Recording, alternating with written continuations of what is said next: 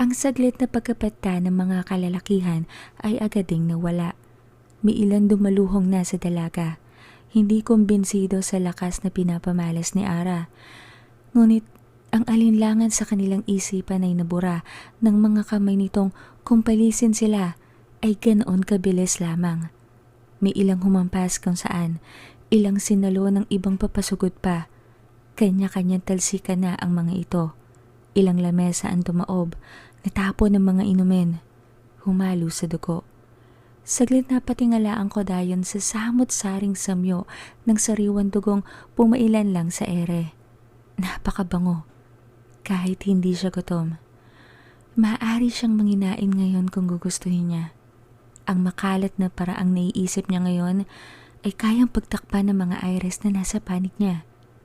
Ngunit, hindi siya ganon. Motivated siya ng dismaya at kabiguan, hindi ng kalam ngayong gabi. Ilang lalaki ang naglabas ng punyal at sundang. Hindi na siya nagtaka. Narito siya sa mundong hindi nalalayo sa sinaunang panahon ng mga mandirigmang mas popular ang talim at palaso kaysa bala. Mabilis na lumipad ang kanyang paningin sa bukas ng mga bintana at pinto. Hati ang isipan sa dalawang bagay ngayon. Ang ipinid ang mga lagusan na maaring takasan ng mga taong nasa paligid. Ituloy ang killing spree. Kumain ng marami sapagkat kung gugustuhin niya nga, kaya niya. Palalabasin niya mga wangis. Mabubusog silang lahat. Ang gagawin lamang nila Tirik-Tik, ipikit ang mga mata. Magbulag-bulagan. Hindi sila papalag, alam niya, higit kanino man. O piliin ang tuwid na daan. Tumakas sapagkat mas mahirap harapin ang sundot ng konsensya sa mga gabing daraan. Hindi maiging pampatulog ang paulit-ulit na hiyaw sa kanyang isipan ng mga taong to. Ang pagmamakaawa, ang mga mata, ang muka na ikikintal ng kanyang isipan habang buhay. Minsan na niyang tinugpa ang madilim na landasin. Sa una lang talaga maganda ang lahat. Ang mga sumunod ay hindi. Hindi siya malinis. Ngunit hindi naman siya ganun kahalimaw. Kaya na naig ang huling opsyon. Saglit na raanan ng nagbabaga niyang mga mata ang ilang kababaihang minalas at nasa lugar na ito ngayon. Kung may sisindihan siyang mitsa, dapat niyang siguraduhin hindi damay ang mga pinaglalaban niya. Ara, mahinang tawag sa kanya ng babaeng Iris. Bahagya niyang nilinga ito na sinagot naman ng marahan nitong pag-iling. Hindi malinaw kung babala o pagtutol. Naanimo ba'y nabasa ang madilim niyang isipin ngayon? Pinikit ng mariin ni Ara ang mga mata. Lumunok ng ilang ulit upang mawala ang laway na umahon sa loob ng bibig. Ang unang lalaking kinitlan niya ng buhay ay natandaan niya. Ito ang lalaking nagbenta kay Tirik-Tik ng 3 dalagita noong huling punta niya rito. Ang ilang pang sumunod, bagamat hindi niya sigurado, hindi naman siya nakaramdam ng panghihinayang na batayin. Sapagkat sinong matinong lalaki ang makikiagaw sa krimeng nais gawin ng unang nagtangka. Oo nga't normal ang ganong kalakaran sa mundong ito. Ang basta-basta nalang humaklit na babae na animo ba'y pumipitas lamang ng bulaklak. Paglalaroan, gagamitin, sisirain. Ngunit sa kanya ay hindi. Ang mga sumunod naman ay nabalian lang ng buto. Buhay pa. Sinuyod niya ng tingin ang kabuuan ng paligid nang magdilat. Tumahimik bigla. Ngunit rinig ni Arang impit na ngoy-ngoy ng ilang babaeng kung hindi nakatago sa ilalim ng lamesang hindi tumaob, nakasalampak naman sa sahig at baka sa muka ang takot sa kalagimang nasasaksihan. Wala nang nagtangkang sumugod, tila nag-aantay ang mga ito ng kung ano at okupado ang isip kung paanong nagagawa ng isang babae ang ganitong bagay. Bakit ganon siya kalakas? Bakit siya kumukitil ng buhay? Isang mahinang pag-ungol ang narinig ni Ara di kalayuan. Si Mida. Nagkakamalay na mula sa pagkahimatay kanina. Pinanood niyang unti-unti itong bumangon at sa puhe ng noo, bago tila nananaginip na ginala ang hindi pa mapokus na mata kung saan. Nang tuluyang makabawi, napasapo naman sa bibig upang pigilan ng sigaw na nais tumakas roon. Hindi ko na tatapusin yung kinukwento ko. Nagkagulo na eh. Ngunit, ang pinakabuod, lalaki man o babae, pantay-pantay lahat. Kung may kaya silang gawin, kaya nating tapatan. Kung may batas sila na laban sa atin, bakit? Gayong kung tutuusin, hindi nila tayo pag-aari. Bali-balik na rin man ang mundo, isisilang ka, mamamatay ka, tapos. Walang sino mang may kakayahang ariin ang kapwa niya tao bilang alipin o ibenta na parang bagay. Ano man ang kasarian niya. Hindi tayo babae lang. Babae tayo. Anang ko dayon kay Mida. May mga labing bumuka upang magsabi ng kanilang opinyon at mga katawang nagnais ituloy ang pagsugod na gagawin. Ngunit may kung anong inihip sa hangin ng dalagang Iris, sapat upang manatili ang mga tao sa kanilang kinalalagyan. Wala silang nagawa kundi panoorin ang dalawang estrangherang lumabas ng taberna. Ilang minuto pa ang lumipas bago tuluyang nahamig ng mga naiwan ang kanilang mga sarili. Ang may-ari ng taberna, tulala sa isang tabi, ilang kalalakihan ang lumabas upang habulin ng dalawang babaeng nagdala ng gulo sa lugar at sa kanilang isipan din. Ngunit bigo silang mahabol. Ilang mga babayang nagkatinginan, nag-uusap ang mga mata habang ang ilan sa mga bangkay na tuon ng pansin at paningin. Hindi nila maaaring ipakitang kinatuwa nila ang pagkamatay ng mga lalaking talamak kumandukot ng mga babae. Ngunit sa loob-loob nila, oo, ang 5 demonyo ko mapapawasan ng 2, ng 3, malaking bagay na upang mabawasan ng takot nila tuwing naglalakad sa madidilim na eskinita at kasakulan pa uwi. Nabawasan ng pares ng mga kamay na mananamantala, hihipo at bibitbit sa kanila ng basta-basta. Ibalita ito sa pamunuan. Anang isang dinig na bahagyang kinalinga ni Mida mula sa pagtangkang pagtayo. Isang kamay ang maagap na tumulong sa kanya, si Kahaya. Saglit silang nagkatinginan. May takot na gumapang sa kanilang mga dibdib. Ngunit may kung ano ring emosyon na umalipin sa kanilang damdamin. Pag-asam, hindi pa nila alam kung para saan. Ang sabi nung nakakaput sa pula, ang babae ay hindi babae lang. Mahinang bulong tanong ni Kahaya sa kaibigang bagamat nag-iwas ng tingin sa hindi mawaring dahilan ay bahagya namang tumango. Muli niyang naisip ang mga sinabi nito kanina habang lango sa alak. Ang kwento nito, napaka-imposibleng magiging pantay ang antas ng lalaki at babae. Imposible. Ngunit, interesante.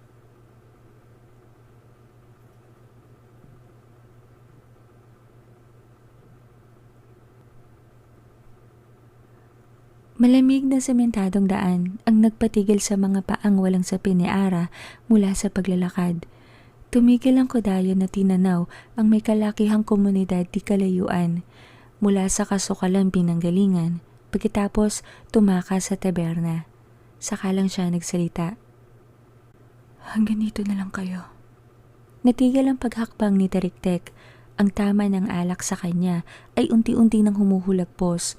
Hindi naman ganun karami ang kanyang nainom kasi. Hindi kasing dami nang nakonsumo ng kodayon. Nag-alangan na isa na niyang sumagot ngunit muling nagwika ang dalagang aswang. Narinig niyo ako. Hayaan niyo akong mag-isa kahit ngayon lang. Bulong nito bago muling nagpatuloy sa ingat at hindi gaanong tuwid na paglalakad.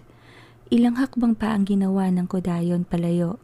Naisa ng sawayin ni Tariktek ang utos nito, ngunit isang kamay ang pumigil sa kanyang braso. Si Bantam. Pero may tama pa siya ng alak. Bulong sabi niya sa kalahing umiling naman ng marahan.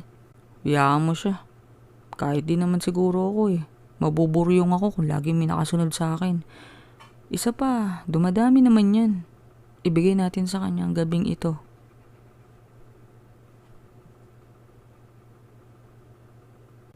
Mabibigat ang mga hakbang na tinunto ng dalaga ang papasok ng komunidad na iyon. Mangilan-ngilan na lamang ang tao sa paligid. Papadilim na. Ni hindi na siya pansin ng ilang nagmamadali ang mga paang patungo kung saan. Pauwi marahil. May hilo pa rin ngunit kaya naman imaniobra ni Ara ang sarili. Kanina, nang tumatakbo sila ni Tiktik, hinayaan niyang hatakin siya ng Iris papalayo. Sumusunod lamang ang kanyang mga paa. Ngunit nang maaninag niya ang komunidad na madaraanan sana ay hinikit niya ang braso. Alam niyang dadalhin siya ng Iris sa kaharian ng mga ito, kung saan naghihintay sa kanya ang malambot na higaan, maliwanag na silid, kumot na kayang supilin ang panlalamig niya sa katawan gawa ng panggabing klima ngayon. Ngunit sa hindi niya matukoy na dahilan tumanggi siya. Nais niyang palipasin ang gabing walang matang nagbabantay. Nagtatanong kung anong nais niya ng susunod na plano ng hakbang. Isa pa sanay naman siyang matulog kung saan abutin ng walang kasiguraduhang paglilimayon. Isang buntong hininga ang kanyang pinakawalan bago piniling umupo sa isang pinasadyang upuang nililok mula sa magaspang na bato. Tabi ng isang posteng yari sa kahoy. Hinilig niya ang namimigat na ulo roon habang sinusuyod ng tingin ang bukana ng komunidad. Unang kumuha ng kanyang pansin ang mga bubong na gawa sa reddish soil clay. Yaong mga pakurbang piraso ng lupang may kalambutan at kulay pula. Hinulma upang pagpatumpatungin pa sa lansan upang maging matibay na bubong. Karamihan, ganun ang kulay, pulahin. Ngunit may ilang mas malaking bahay na pagusali na ang laki, na kulay green naman, yari sa bato o marahil ay sa semento. Mainam na palanggalang sa nyebeng bumabagsak. Sa nanlalabong mata, gawa ng hilo, hindi pa rin maiwasan ni Arang maalala ang ilang modelo ng kabahayan at gusaling minsan o madalas sa pinikula ng sinaunang bansa ng Hapon niya napapanood. Ngunit may iba naman na humahalong modelo, mga old European houses. Tila ba nagahalo ang dalawang kultura sa komunidad na ito? Paano'y may ilang sliding door siyang napapansin? May ilan naman na halatang mabibigat ang mga pintong yari sa kahoy na tineternohan ng iba't ibang disenyo ng door knocker. Tuluyang nawala ang mga tao sa paligid. Lumamig ang hangin at bahagyang humuni pa. Ilang kulog at kidlat ang sumunod, kasabay ng mangilan-ngilan na patak ng ulan. Inakap ng dalagang isang braso sa posting kinahihilikan nang makadinig ng nagmamadaling yabag papalapit. Base sa samyong lumalabas sa leeg nitong pawisan, isang tao. Pinili ng dalagang magsabulag, tinamad na tumayo sa kinalalagyan. Oh, asan na yun? Nilalansi ba ako ng aking paningin? Kani-kanila lamang ay tila may nakaupo rito. Nakapulang kaput sa pangat. Ano?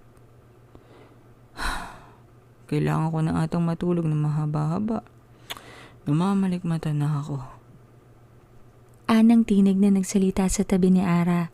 Kinusot niya ang mga mata at sinipat ang may kalumaang panlalaking sandalyas na yari sa leather, kulay itim, bago inangat ang paningin. Sang lalaki, may edad na.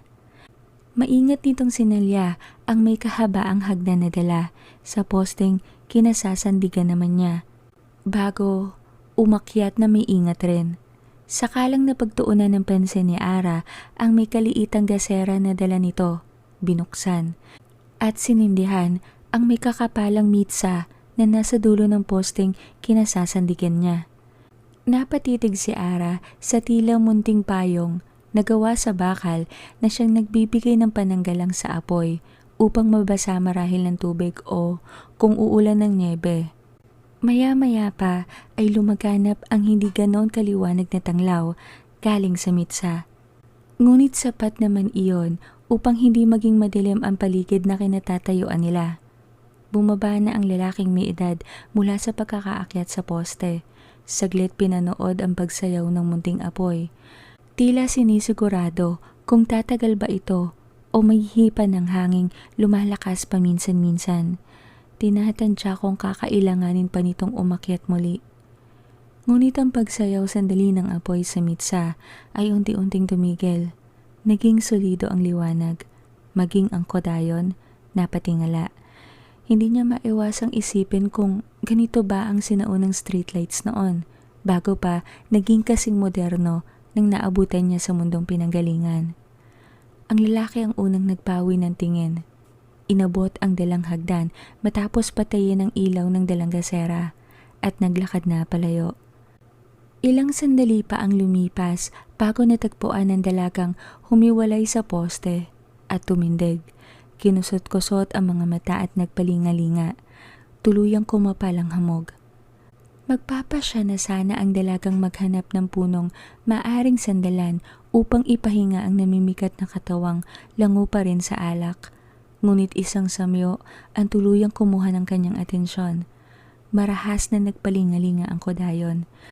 Sinunda ng tingin ang linyang naghatid sa kanya ng samyong naaamoy niya ngayon. Nang malinaw na makita at mapagtanto, otomatikong humakbang ang kanyang mga paang walang sapin.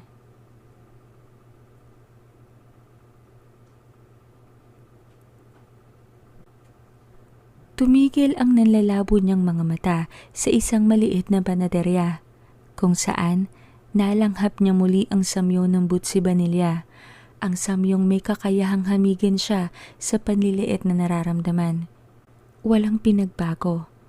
Tila mas umigting pa nga ang timpla. Lalong sumidhi ang ragasa ng mga alaala ng lalaking may matang tumatawa.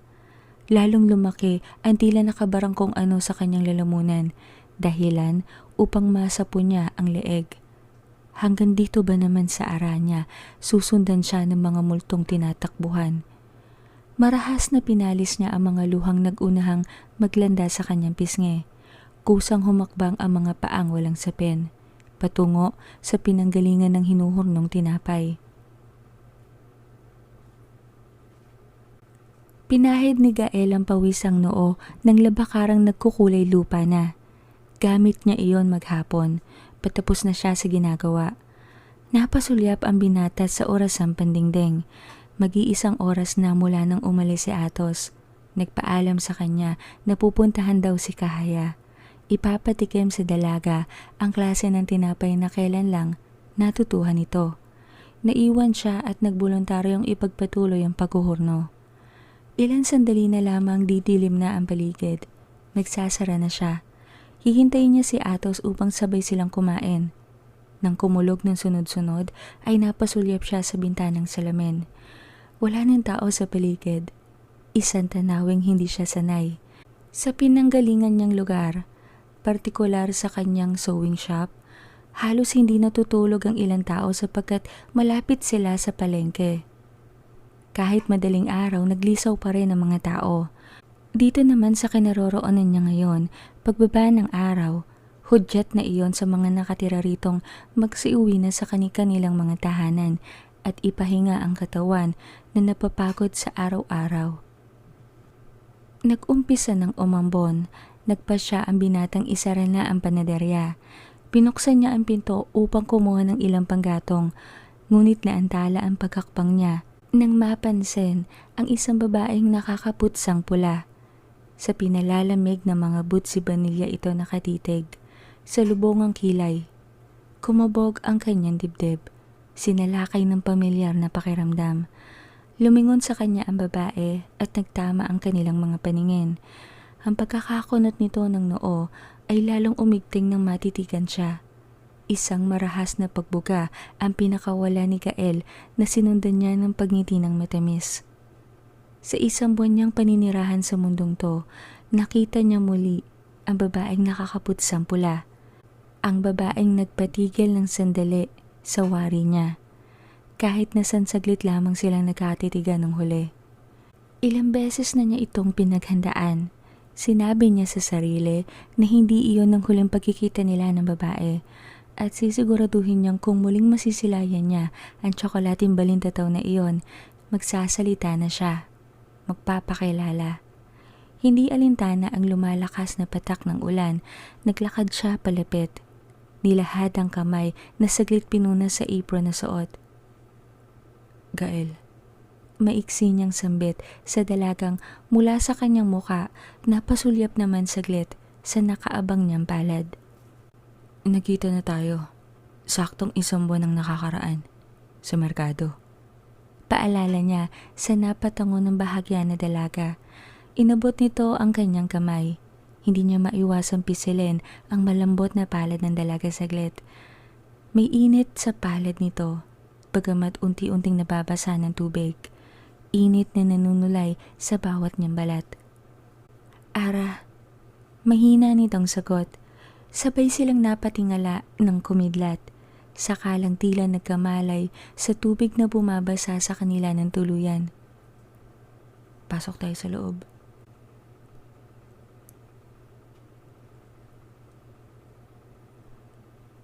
Nagtaas ng paningin si Ara mula sa pagkakatitig sa lamesang kinadudulugan.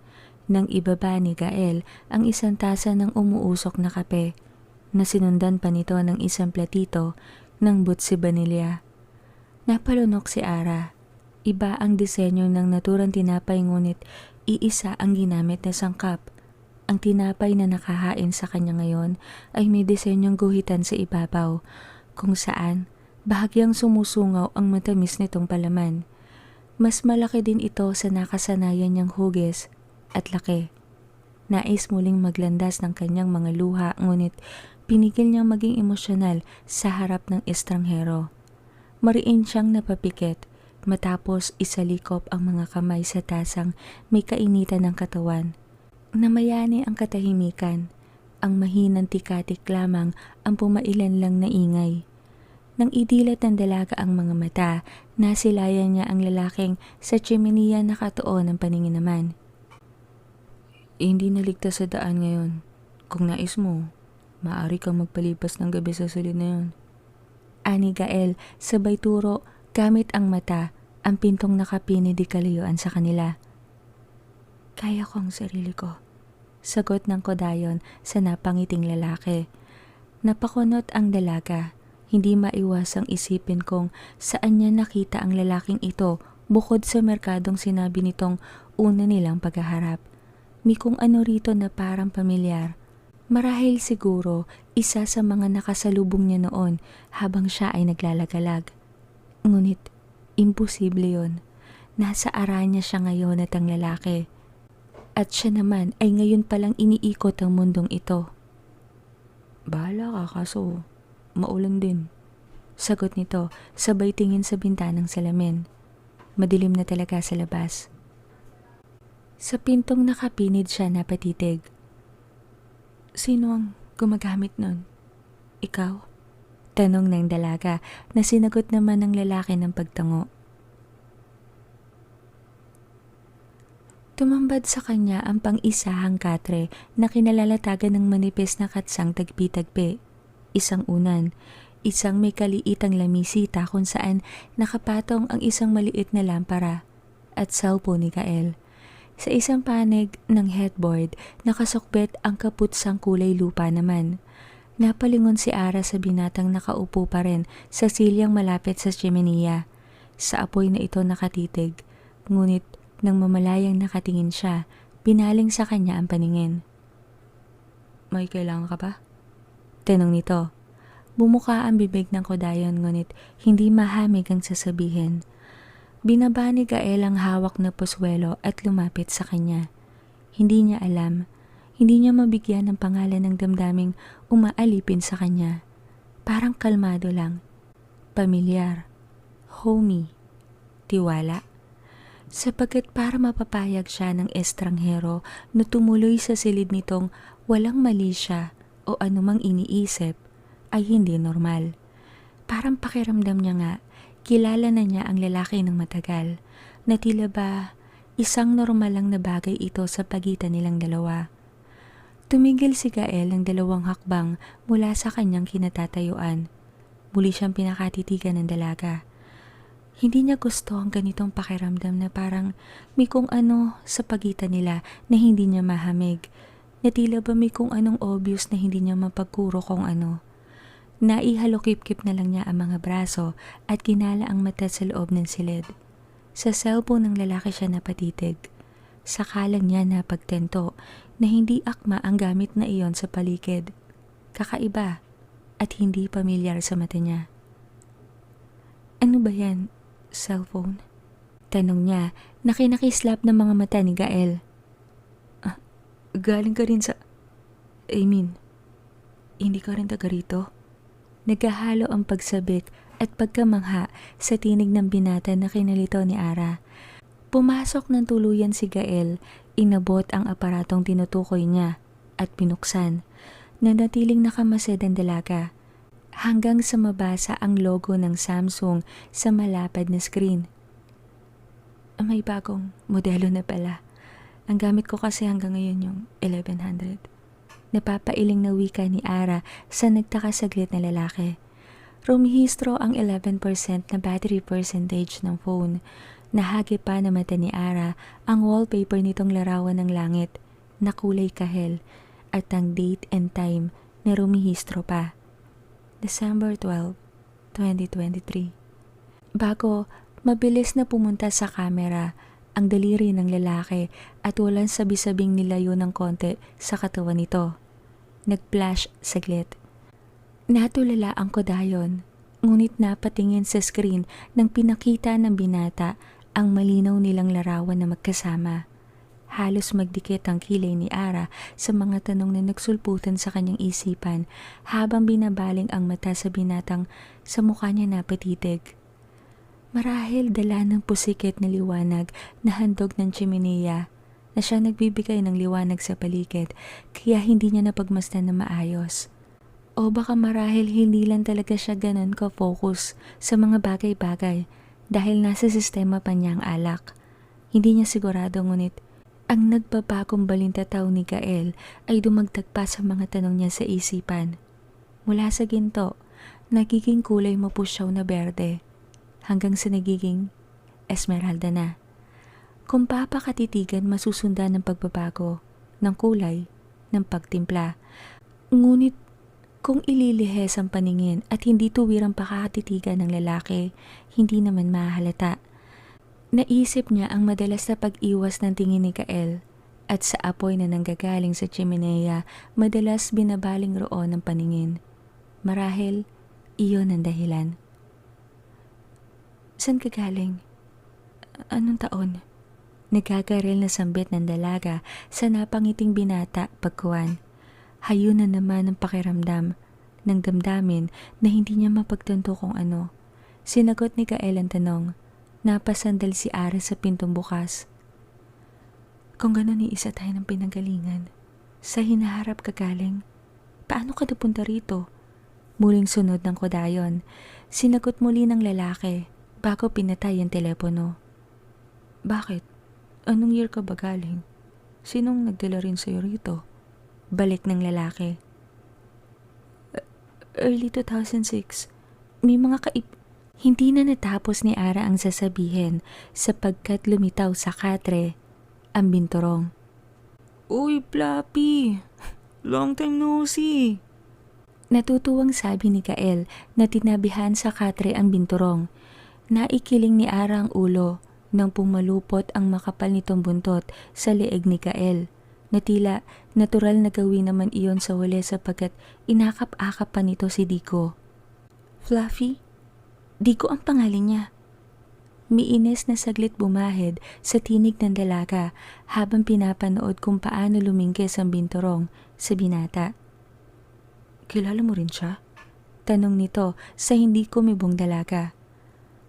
Nung huling punta ko, nag-alok siyang ibalik ako sa amin kaso tumanggi ako. Gusto kong manatili muna rito sa Aranya. May gusto kasi ako makita ulit. At saka, ito kasi yung mundo ng yumao kong ama. Hindi ko kasi siya naabutan.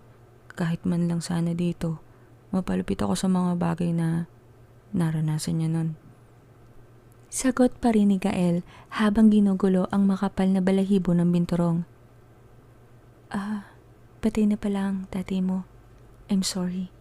Saglit na baghan ng dalaga sa sinabi ng binata. It's not your fault. Walang anumang sabi pa ng kausap habang binabalik ang atensyon sa hayop. Naikiling ni Ara muli ang ulo. May kung ano sa loob niyang tila na guilty na hindi niya alam kung bakit. Pinalagay na lang ng kodayo na marahil dala iyon ng alak na nakonsumo niya kaya samot-saring emosyon ang umaalipin sa kanya ngayon. Bakit parang hindi ka naliligalig na andito ka sa mundong hindi pamilyar sa'yo? Na parang normal ang lahat? Na parang tanggap mo na andito ka na? Wala ka na bang balak umuwi? Tanong ni Ara sa napatigil sa ginagawang binata. Binitiwan nito ang binturong at tuwid siyang tinitigan. Parang ang dating ng salita mo. Parang mo kong batang pinapauwi. 18 na ako. Tsaka nagpaalam naman ako. Si Flappy ang nagdala ng sulat kay mama. Sayang nga di siya nakapagdala ng power bank. Iiling-iling na sagot nito bago muling tinuloy ang ginagawang paghimas sa balahibo ng nakahilatang binturong. Mapanganib ang mundong to. Hindi lang Na-interrupt ang sasabihin ni Ara na magsalita ang binata muli. Halong lahi ang tatay ko. Biyehas at puros. Alam ko ang kalakaran ng mga aswang. Hindi ako inosente sa mundong tinataka ko ngayon. Midiin sa tinig na sabi ng binatang hindi tumitingin kay Ara. Pero purong tao ka. Anang dalaga naman na unti-unting humuhulag po sa alak na umaalipin sa kanya kanina. Pa, purong tao pa. Hindi ko pa masasabi yan. We'll see. Tila naniniriyan itong sabi na kinainis ni Ara sa hindi niya mawaring dahilan. Wala ka bang pangarap? Hindi niya maiwasang sambit na kinatigil muli ng lalaki. Meron. Hindi ko pa sigurado kung ano Balik naman ito. Napapalatak ang kodayon. Parang napakaisip bata nito sa gawi at pagsasalita ngayon. Akala pa naman niya kanina seryosong tao ito. Binaling niya ang mata sa pugon. Ikaw ang naghurno ng mga tinapay? Baker. Pwede ka maging baker. Umuwi ka sa mundo natin. Mag-aral ka. May inis na suhestyon ni Ara. Ngayon lang ako natutong mag-bake. Si Atos, siya yung panadero dito. Isa pa, kakatapos ko lang ng senior high. Gusto ko magpahinga kahit 1 year lang. Sagot nito agad. Napaisip si Ara. Hindi niya alam kung anong antas ng pag-aaral ang sinasabi nito. Marami na sigurong binago sa hinaharap. Kahit nga ang cellphone nito ang laki ng upgrade, samantalang kailan lang, may nakita pa siyang dalagitang tuwan-tuwa at naglululundag dahil nagpadagdag ng backlight at bagong housing. Saan ba niya napansin yon? Sa Tigbalan. Sa merkado roon. Naglakad palabas ng silid si Ara, sabay nagtaas ng paningin ng binturong at si Gael. Akmang aabutin na niya ang siradura ng matigilan. Napalingon siya sa lalaking nakasandig sa pinto ng silid na bukas. Karga nito ang binturong na tila naman nakayaka pa sa leeg nito.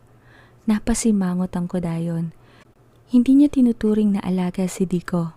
Companion, kasakasama, pero alaga, hindi. Paano'y mas matalino si Dico sa average na isip ng hayop? Isa pa, pambihira ang angkin nitong kakayahan. Hindi ka ba sasama? Tanong ng dalaga. Nagkatinginan ng binturong at si Gael. Ngunit hindi na hinintay ni Ara ang sagot. Miinis na lumabas siya ng pinto. Nakakailang hakbang na palayo si Ara sa panaderya. Nang isang palaso ang humagibis. Hindi na paghandaan na gurlisan ang kanyang pisngi. Bumuhos ang realisasyon. Ang inis at halo-halong isipin at emosyon ay naisang tabi. Napalingon ng dalaga sa madilim na parte ng iskinita kung saan ang galing ang palaso. Niliitan niya ang paningin, pinagkana ang malinaw na mata. Huling sandali, muling narinig niya ang ilang pahagibis na palaso. Mabilis niyang pinalabas ang malasalaming barikada. 5 palaso ang tumarak roon. Lahat, iisang parte bumaon. Nag-ipon-ipon sa gitnang bahagi. Puntirya ang kanyang mukha sana. Tumalim ang mata ng kodayon. Nang mula sa dilim, dalawang nilalang ang lumantad. Nakakaputsang itim. Suot ang mga pamandong. Nakatakip ang kalahating mukha ng dalawa. Mga mata lamang ang nakalantad. Pula. Nagbabaga. Mga aswang. Anong kailangan nyo? Bulong ng dalaga sa hangin.